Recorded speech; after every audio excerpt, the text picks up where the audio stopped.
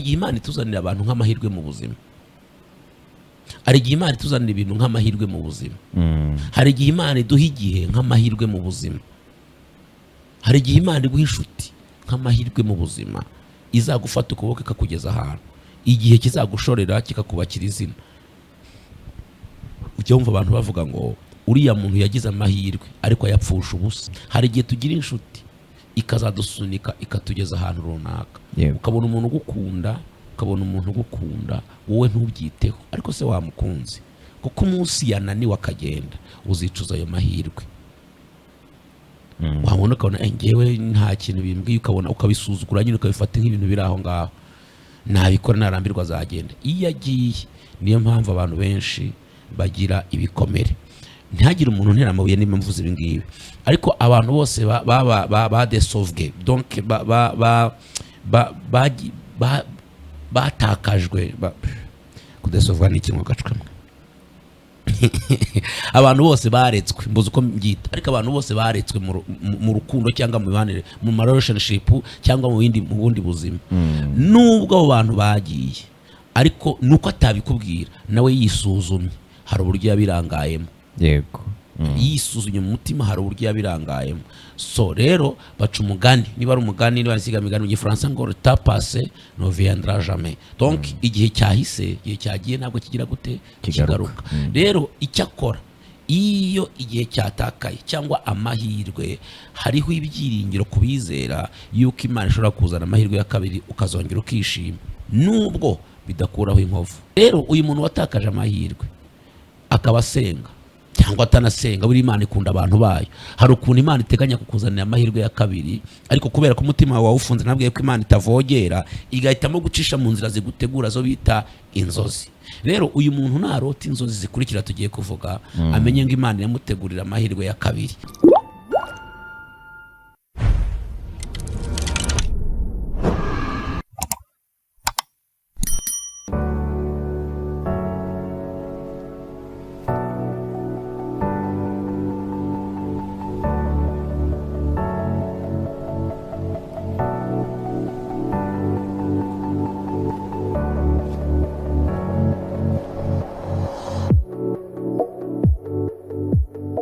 Yesu nashimwe, turabasuhuje kandi tubahaye ikaze mu kiganiro cyacu kuri Hebron TV, kandi duhaye ikaze abo ku gicaniro cya Hebron mwese aho muri, turabakiriye kandi tubahaye ikaze mu kiganiro cyacu. Turi kumwe n'umushumba Pastor Eric. Pastor, namwe turabakiriye. Murakoze cyane, nanjye ndishimye. Mumeze neza? Ndakomeye cyane. Kandi rwose ndamutse neza pe. Namwe? Natwe turi amahoro. Ndabona ufite ka morale, kuvuga winyeganyeza rwose, ufite ka morale, bigaragara ko umeze neza. Christian wowe se? Ndakomeye kabisa. Urakomeye cyane. Tunambaye kimwe, abantu batari kutureba, Christian twambaye kimwe neza na Rodrigue, ariko oya ntabwo ari kimwe neza. Imipira si imikara.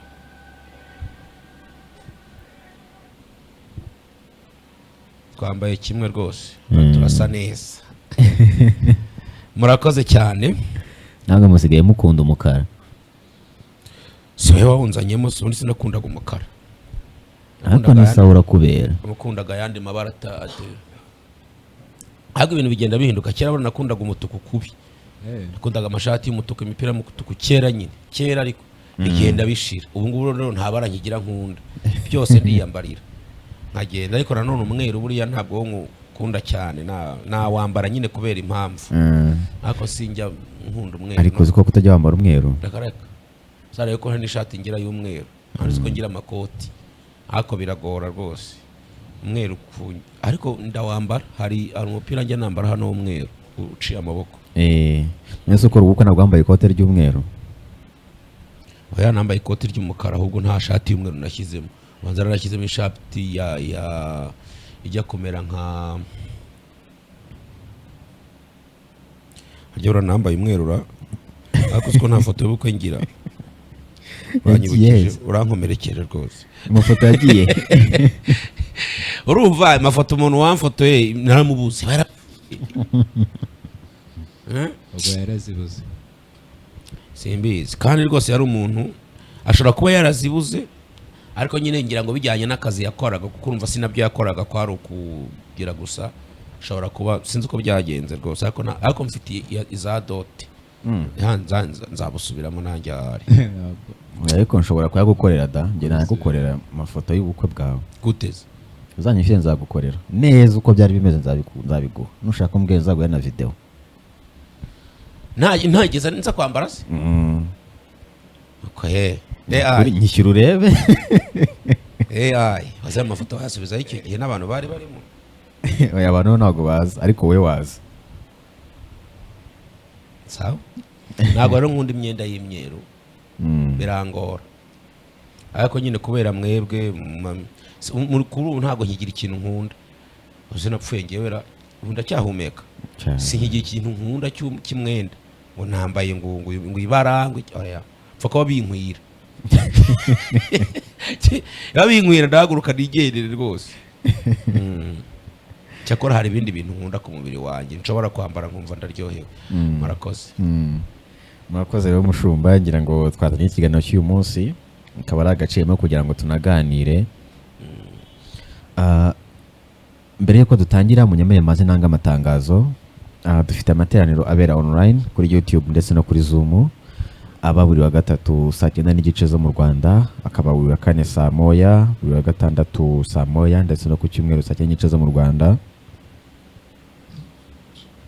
ayo materaniro yose aba ari online kuri Zoom ndetse no kuri YouTube iyo winjiye kuri YouTube utubonaho link kujyana kuri Zoom iyo ufite application ya Zoom muri telefone cyangwa mashini yawe ihita ifunguka nazi n'ingorane ku buryo umushumba yagusengera uri kurebana imbona nkubone kandi aba ari amateraniro meza n'imbaraga z'Imana abantu barabohoka barimo ubuhanuzi mbese nyine aba harimo imbaraga zikomeye cyane ndabararitse rero kandi n'abatari mu Rwanda hari igicaniro cya Europe hari igicaniro cya USA hakaba igicaniro cya Canada birafatanye Canada USA Canada na USA birafatanye yego ibyo bicaniro byose rero nabyo birakora neza bifite amateraniro yabyo na groupe yabyo rero uri muri ibyo bice watujoininga kuko turi umuryango mwiza kandi turakundana tugakunda n'Imana mushomba ngira ngo munyemereye twatanye ikiganiro cy'uyu munsi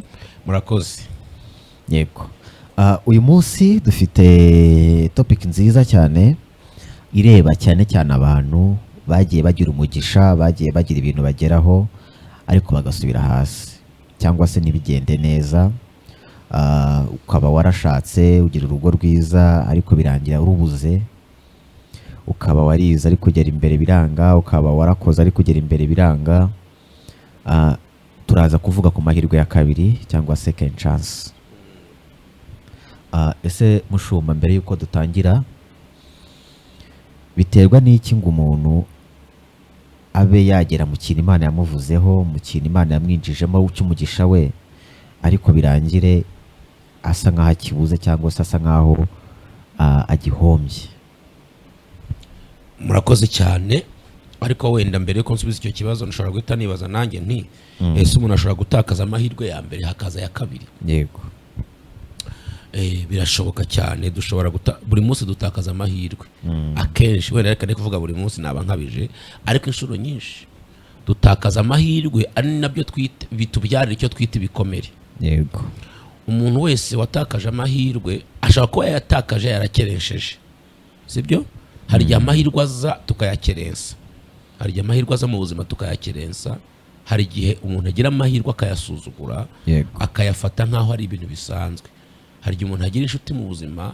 akayifata nk'aho ari umugenzi wigendera hari igihe umuntu agira akazi akagafata nk'aho azabona kandi hari igihe bucya uwo munsi ukawufata nk'aho hazaza undi usa nawe hari igihe ugira amahirwe abantu benshi bakayakerensa ariko burya nta bihe bihoraho amahirwe iyo yafate neza kuko nagucika uzicuza iyo amahirwe agucitse ajyana n'igihe kandi burya hari ibihe bitagaruka hari ibintu bitagaruka mu buzima rero umuntu ashobora gutakaza amahirwe bijyanye n'uko yitwaye kuri yo kuko yakeresheje akayasuzugura amahirwe ashobora gutakara ariko kandi bitamuturutseho akaza nk'uko wari ubitangije ngo kugera mu mahirwe Imana yamuhaye hanyuma agatakara. Ubundi iyo tugeze aho ngaho tuba twageze mu mwuka, aho twageze ku gice cy'umwuka, ku gice cy'umwuka kugira ngo amahirwe Imana itanga aducemo cyangwa atuveho haba habaye reri mu buryo bw'umwuka, kuko iyo Imana tugejeje mu kintu ni Imana ikitugezamo, ariko bisaba ko tukibera amaso. Hari igihe rero tugeramo tukibaza ngo byararangiye, ariko ko tukibagirwa ko dufite umwanzi witwa Satani. Iyo rero turangayeho gatoya, ayo mahirwe arayatunyaga, ugasanga dukondanye Imana. Niyo mpamvu turi muri iryo jambo Imana yabwiye Abisiraheli ababwira ngo mbajyanye mu mahirwe ya kabiri, kuko aya mbere mwarayatakaje igihe bari bavuye muri Egiputa. Aya mbere barayatakaje, baze kuyatakaza, Imana iragarukira bako ngiye kubajyana mu mahirwe ya kabiri. Ariko irababwira ngo nimugerayo mukwiye kuyarinda, mukwiye kurinda ayo mahirwe mbashyizemo, ko jyewe ndakoze birarangiye, ariko ukwiye kurinda ayo mahirwe, ukwiye kurinda ayo mahirwe ngushyizemo. Niyo mpamvu yababwiye ngo rero muzirinde kwibagirwa. Iryo ni ijambo rya mbere. Ijambo rya kabiri irababwira ngo mujye muhora mwibuka ibitangaza n'imirimo nabakoreye muri uru rugendo. Ibyo bintu biri ubwabyo bishobora gutuma amasezerano ya amahirwe yawe uyarinda, ukayarinda mu buryo bukomeye. Rero niba ugize amahirwe ukabona ubonye amahirwe, yarinde, wituma guca mu myanya y'intoki. Kora effort yose ishoboka ishobora gutuma urinda amahirwe yawe. Ibi nkunda kubivuga. Hari igihe Imana ituzanira abantu nk'amahirwe mu buzima, hari igihe Imana ituzanira ibintu nk'amahirwe mu buzima, hari igihe Imana iduha igihe nk'amahirwe mu buzima, hari igihe Imana iguha inshuti nk'amahirwe mu buzima, izagufata ukuboko ikakugeza ahantu, igihe kizagushorera kikakubakira izina. Ujya wumva abantu bavuga ngo uriya muntu yagize amahirwe ariko ayapfusha ubusa. Uzabone nk'abantu bagiye baba famous. Bora kuba famous ntibihoraho. Umuntu uri umustar uhoraho, umuntu umustar uhoraho ni Yesu, abandi ntibahoraho. Ariko na Satani ntabwo arava kuri to ni Imana. Ku isi kuba ku abantu bari famous ntabwo bahoraho. Iyo rero uriye nabi uri muri famous, ntubake network, niwe networking ngo wigire imbere, ngo wubake ikintu kizaguprotege, uzasaza, hazavuka abandi bakurusha impano nk'iyo ufite, uzisanga rero epfiriya mukangaratete uri kazizi, kuko utigeze witeganyiriza muri cya gihe. Aho niho tugaruka tukavuga ngo uyu muntu yagize amahirwe ayapfusha ubusa. Hari igihe tugira inshuti ikazadusunika ikatugeza ahantu runaka, ukabona umuntu ugukunda, ukabona umuntu ugukunda, wowe ntubyiteho, ariko se wamukunze, kuko umunsi yananiwe akagenda uzicuza ayo mahirwe. Wabona ukabona ngewe nta kintu bimbwiye, ukabona ukabisuzugura nyine, ukabifata nk'ibintu biri aho ngaho, nabikora narambirwa azagenda. Iyo agiye, niyo mpamvu abantu benshi bagira ibikomere. Ntihagire umuntu ntera amabuye niba mvuze ibi ngibi, ariko abantu bose badesovwe, donc batakajwe, kudesovwa ni ikintu gacwamwe. Abantu bose baretswe, mbuze uko mbyita, ariko abantu bose baretswe mu rukundo cyangwa mu mibanire, mu relationship cyangwa mu bundi buzima. Nubwo abo bantu bagiye, ariko nuko atabikubwira, nawe yisuzumye, hari uburyo yabirangayemo. Yisuzumye mu mutima, hari uburyo yabirangayemo. So rero baca umugani, niba ari umugani, niba nsiga imigani mu Gifaransa ngo le temps passé ne viendra jamais. Donc igihe cyahise, igihe cyagiye ntabwo kigira gute kigaruka. Rero icyakora iyo igihe cyatakaye cyangwa amahirwe, hariho ibyiringiro kubizera yuko Imana ishobora kuzana amahirwe ya kabiri, ukazongera ukishima, nubwo bidakuraho inkovu. Murakoze. Aha. Rodrigo arumiwe nanone. Ikintu njya nkuyemo ni uko hari igihe dutakaza amahirwe dufite bitewe na Satani, cyangwa se bigaterwa n'uruhare ubwacu twabigizemo, yaba ari amakosa cyangwa uburangare twabigizemo. Kandi mu buzima bwa buri muntu byanga byakunda icyo kintu kiba cyaramubayeho.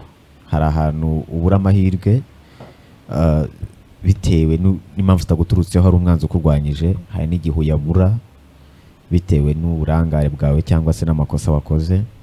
kandi birumvikana ubu duhaye ijambo utubwiye ibintu byiza mu buzima, ibintu uvuga mushumba ugakora ahantu kure, ugakora ahantu kure kabisa.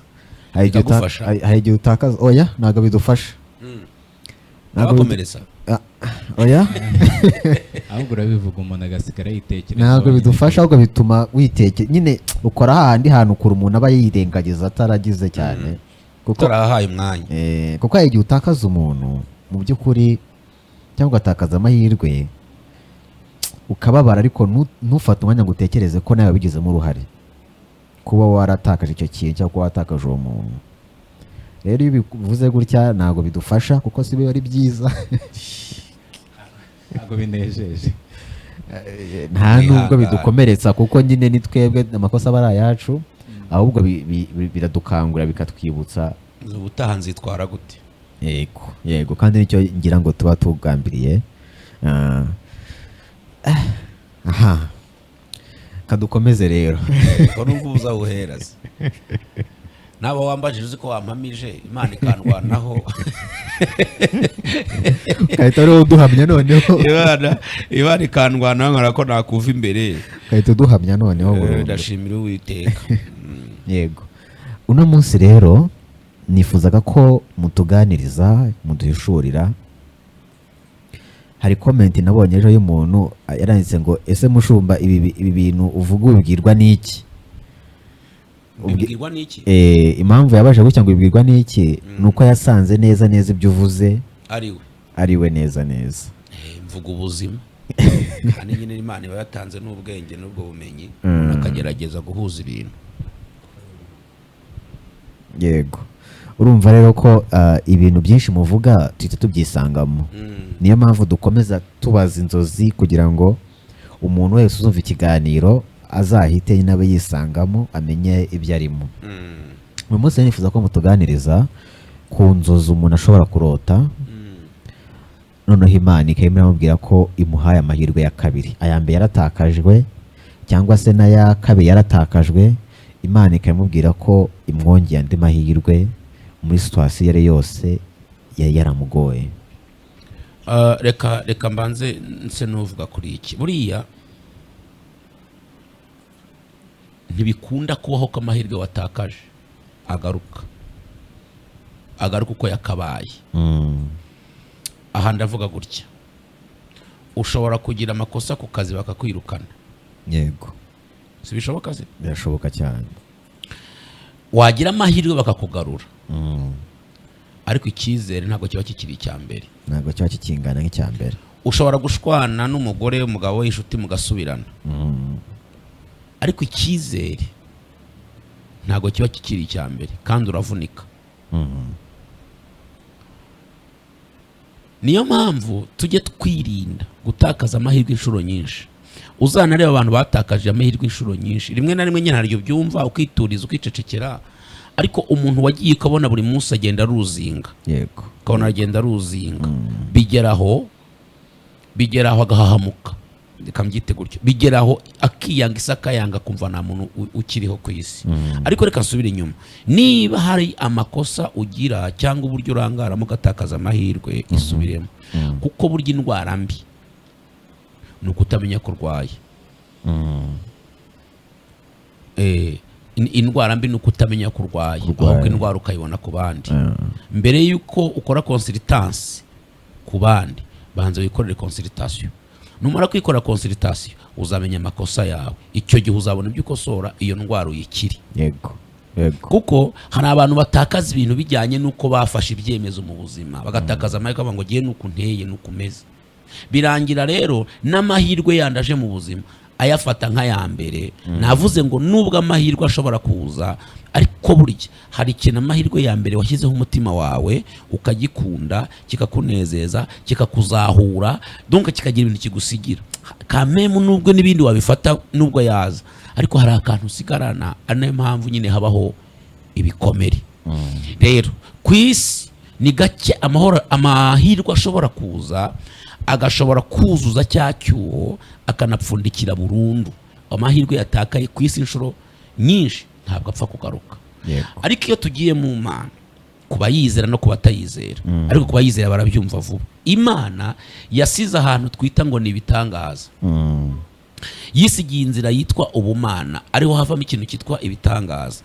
Aha niho hajya haza amahirwe ya kabiri, umuntu akongera akanezerwa, umuntu akongera akishima. Kubera iki? Imana ikora mu buryo butatu. Imana ikora ku mubiri, igakora mu bugingo, ikanakora mu mwuka. Ibyo bice byose Imana ibikoraho, noneho umuntu akumva aruzuye. Kuko buriya uko umuntu yakomereka kose, ibyo bice byose birakomereka. Iyo umuntu yatakaje amahirwe, ibyo bice byose birakomereka nubwo atabyumva. Hari abantu biyamahorominiza akishyira mu cyumba cy'amara akavuga ngo nta kintu bintwaye, ariko biriya bice byose biba bifite ukuntu byakomeretse. Body, soul and spirit, ibyo bice byose hari ukuntu biba byarakomeretse. Iyo Imana ije rero, twebwe iyo tuje, twebwe twavuga ngo nje gukomora ibikomere.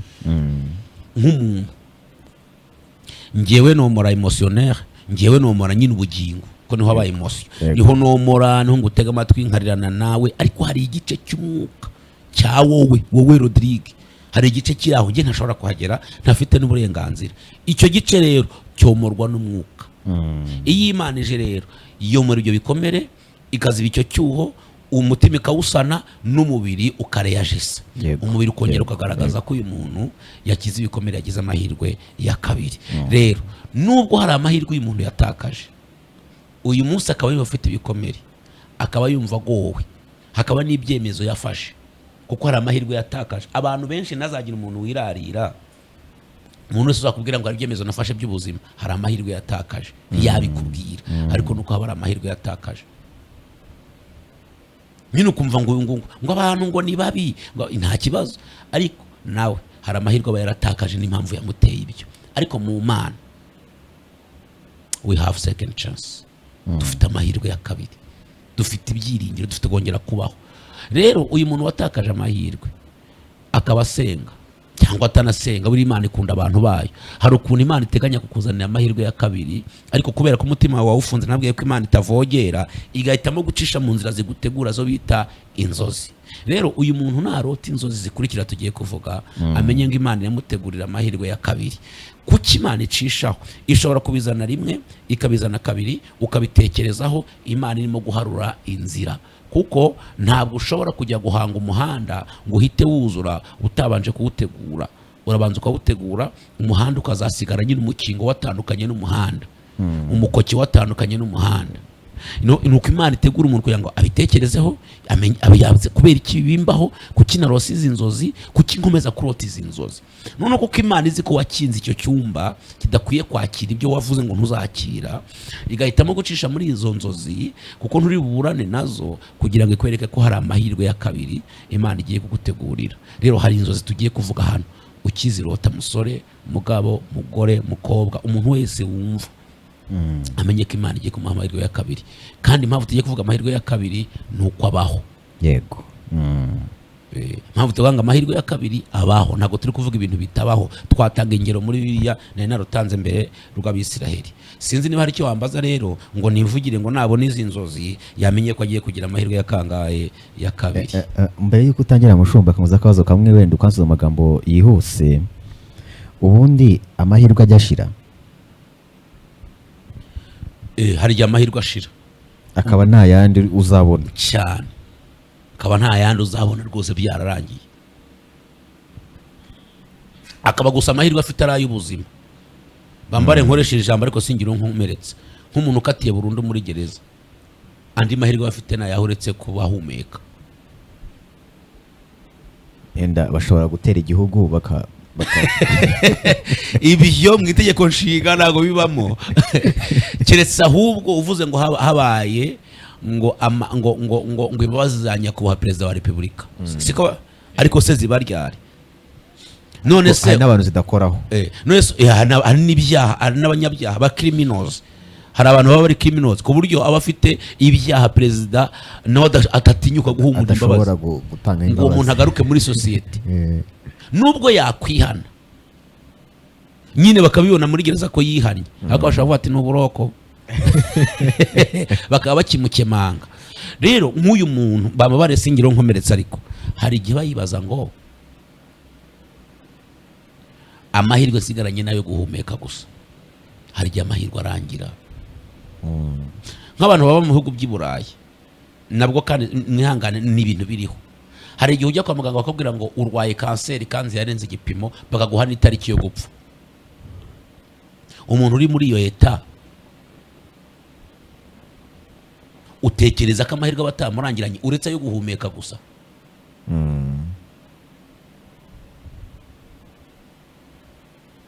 Hari abantu naguha ingero nyinshi sinze kugira abo nkomeretse, reka ngarukira ngo amahirwe rero ararangira. Niho haza rero Imana igatangiza andi mahirwe ya kabiri. Hari igihe amahirwe arangira. Ndaguha urundi rugero. Hari ukuntu ujya kubona ukabona umuntu yarwaye cyangwa yakoze accident, wajya kumusura ugasanga ari muri soins intensifs, bakakubwira ngo ubwonko bwarasinziriye cyangwa ubwonko bwivanze n'amaraso, kandi aha hantu ntitwahabaga, ubundi ubwonko bwivanze n'amaraso ni gake bashobora kubukoraho, bigiye biba byarangiye. Bakakubwira gutyo, bakavuga ngo gusa arahumeka, ntiyumva, ntavuga, arahumeka gusa. Ibyuma bakaba bari kureba gusa igipimo kireba umutima uko utera na tension, ibintu biraho kugira ngo nyine barekwa kukagashira. Uyu muntu uretse guhumeka gusa sigaranye, hari andi mahirwe. Ariko hari uwayagize muri iyo situation, yari Prince ngira ngo muri Dubai, yabaye muri koma ngira ngo imyaka 10 n'ingahe, ari muri koma, agera igihe ayivamo akingana uko yanganaga ayijyamo. Nyine ndiho ndivugira ku buzima. None se aha ngaho ugeze, uwo ni umuganga wigizemo uruhare. Oya, aho harimo ukuboko kw'Imana rero ishobora gutanga amahirwe ya kabiri. Ishobora gutanga amahirwe ya kabiri. Reka nkatanga izindi ngero nkagira abantu nkomeretsa, reka twigarukire. Hari igihe amahirwe rero arangira, akarangira neza burundu, akarangira rwose, akarangira. Reka ndaguha urugero. Ari umudamu umwe yigeze kujya kwa muganga yarabuze urubyaro. Ajya donc yamaze igihe kirekire atabyara. Umunsi umwe ajya kwa muganga kugira ngo nyine barebe ibijyanye n'irondoka cyangwa kubyara. Mva atangira kuba ginecologue bo hafi aho, bagenda bamutransfera. Ageze ku byuma byo hejuru baramubwira ngo trompe yawe y'iburyo, trompe nyine urabyumva, n'umuyoborantanga, fallopian tubes. Yego, baramubwira ngo umuyoborantanga wawe warazibye w'iburyo kuko bagera ebyiri. Bahitamo kubaga, barabwira ngo uw'ibumoso nawo tugerageze uyu. Agiye muri checking, baramubwira ngo uw'iburyo nawe warazibye. Si ikimenyetso cyo kwiheba? Ubwo amahirwe yo kubyara muragenda agira gute? Akendera. Haba hasigaye gusa amahirwe amwe yuko bashobora guhuza intanga bakazitereka muri we zigakuriramo. Nicyo cyonyine gusa kiba gisigaye. Umunsi abazungu bazaga mu Rwanda kugira ngo bareko babikora, icyo gihe abazungu bari bakiza hano mu Rwanda rya bitaraba byinshi, bari bataragira nyine uburyo bwo kubikora, ngira ngo basigaye babikora. Hari abikoraga bavuye muri Amerika mu bihugu byateye imbere bakaza kubikora. Bahuye nawe barapima, barabwira ngo nyababyeyi yawe iroroshye, ngo iroroshye kandi ni ntoya, ntishobora kuresista umwana, genda uziyakire upfe, uzapfa utabyaye. Gutyo babati genda wiyakire. Ubundi muganga ujya kukubwira gutyo, ubundi abaganga arabanza agatereta agasimoniza, ariko ujya kukubwira gutyo burya nta cyizere, aragenda aricara. Reka nkubwire, umunsi umwe ari mu rusengero, Imana iramubwira ngo uzabyara. Murabyumva? Naye nibagiwe uko bwa bwembe abana mubaza mugira ngo nibibyimba, barabwira ngo uzabyara. Ariko trompe y'ibumoso baramubwira ngo turabona nyine ntiyakora, ariko nta n'ikigutwaye, genda. Ikindi matrice yawe ntishobora kukuresista umwana rwose, genda. Aragenda. Ubwo afite amahirwe yo kubyara. Yegereye Imana iramubwira ngo nzaguha urubyaro. Yabihuza n'impapuro afite, yabihuza akabara n'ibikunda. Ndakumenyesha ko yabyaye.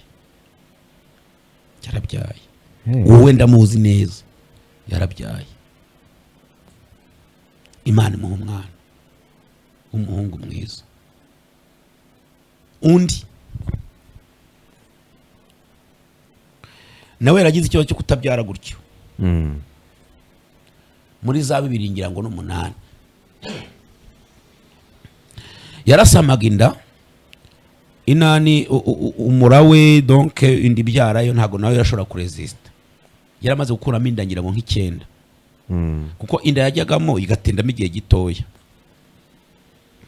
yarafite n'amahirwe agera muri 2 kugira ngo azabyare icyambere nuko umura we ashobora kwifunga noneho umwana akaguma mu nda icya kabiri nuko bagomba kuzirika umura ngaho kuzageza igihe umwana azavukira izo etape zigezweho rero biranga ngo basanga umura warananiwe kuko yagendaga gutya yarasamye yajya kumva akantu mu mwenda w'imbere tu kantu kaguye mu ikarizo naho n'umwana uvuyemo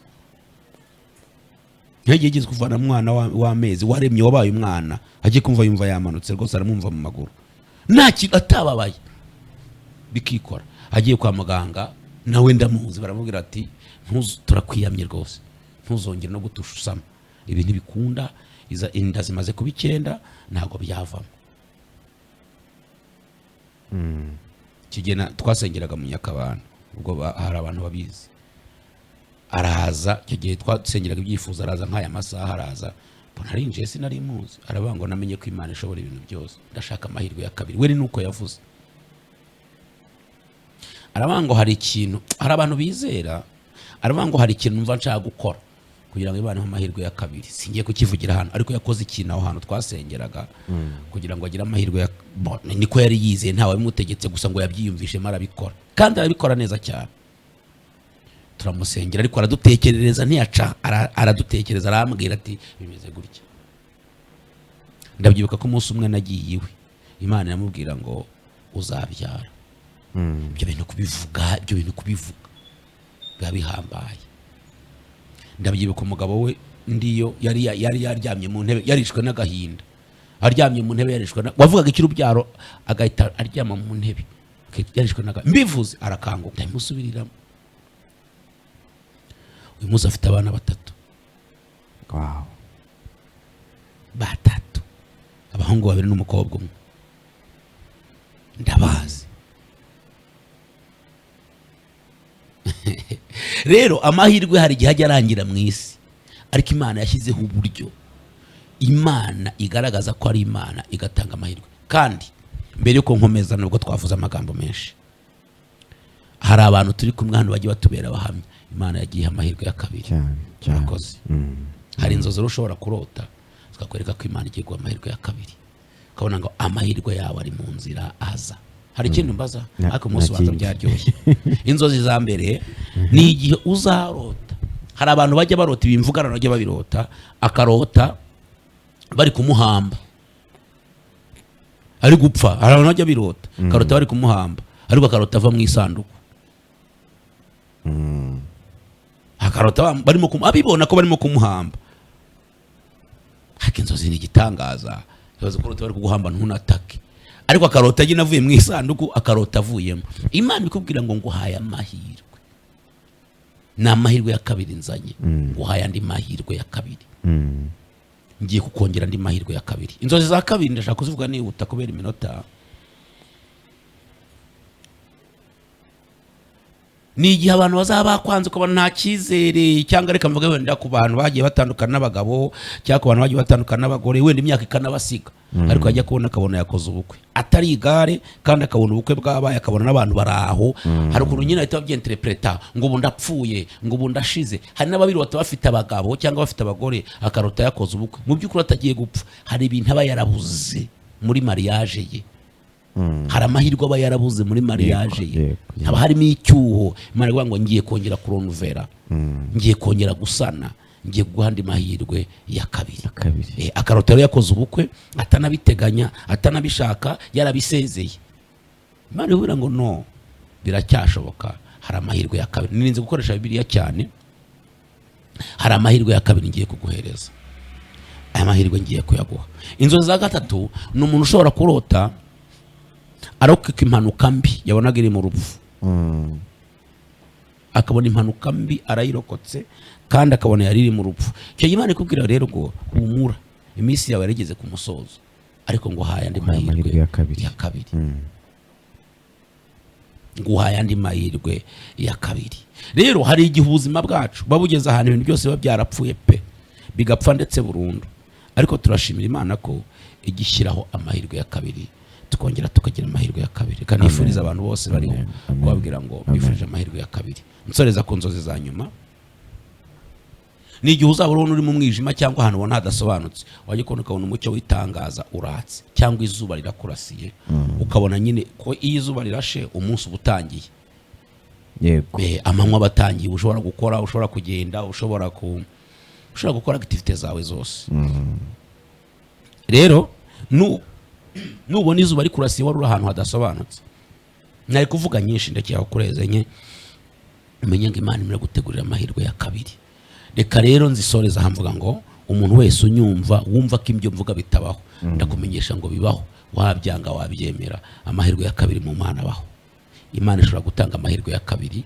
Imana ishobora kongera kukunezeza, ushobora kongera kwishima, ushobora kongera guseka, ushobora kongera kubaho unezerewe, ushobora kongera kubaho umutima wawe wishimye, kandi Imana ikongera igasana, ikongera ikakubaka, ugatekana, ukumva uguwe neza. Amen. Murakoze cyane mushumba. Ku bantu baba baratakaje amahirwe, bakeneye amahirwe ya kabiri, murumva ko Imana niyo yonyine ishobora gutanga amahirwe ya kabiri, kandi birashoboka niyo waba ubona ko amahirwe yose yarangiye wahebye, ariko mu by'ukuri birashoboka ko Imana bwa amahirwe ya kabiri. Niyo waba utiyumvise mu nzozi umushumba yasobanuye, waza mu materaniro. Nekereza ko uko twegera Imana ariko n'amahirwe yandi agenda yirema. Mushumba rero murakoze, reka mbashimire. Murakoze namwe pe. Shishikarize n'abantu barimo kutwumva ko mukore subscribe, musharinge, kandi mutere comment, mutubwire icyo mwizemo, mutubwire aho muherereye, mutubwire uko mubona ibintu. Ikindi kandi Imana ibahe umugisha. Amen. Wakira yaragiye kuvuga ngo ku muntu ufite nk'amatsiko nk'ibindi bintu nyine akajya yumva kenshi tutabivugaho, yajya nyine ajya muri comment akabyandika avuga uti uzatubwire nk'ukuri iki, ibi n'ibi n'ibi. Niyo kintu yaragiye kuvuga ahita byorera. Ngayo ngo urakoze cyane. Nta kibazo. Murakoze kumwunganira. Ni na byiza ko abantu bakomeza gukurikirana ibiganiro nyine byose ubona utarebye ukakireba, kuko ubona ko inzozi nyinshi ziba zisa ariko zidasobanura ikintu kimwe bitewe na situation umuntu agezemo. Nk'ubu ngubu ntago naniteguye ko kurota wakoze ubukwe bishobora kuvuga ko Imana iguha amahirwe ya kabiri. Ntabwo naniteguye kubyumva ko icyo bisobanura, ko waduha ibisobanuro byinshi bivuze ubukwe. Bigumvikana rero ko ni byiza ko umuntu ahora akurikirana buri kiganiro cyose kugira ngo message yiwe ziri mu nzozi ajye abasha kuzimenyera ku gihe. Ndumva ari ibyo rero. Christian mbara amatangazo afite yatanga, noneho tugasoreza. Ku bantu mukunda pastor wacu Eric, mwagenda mukamufollowinga kuri social media ziwe, kuri Instagram, kuri Facebook ndetse na TikTok. Amazina n'undi akoresha pastor Eric. Murakoze cyane.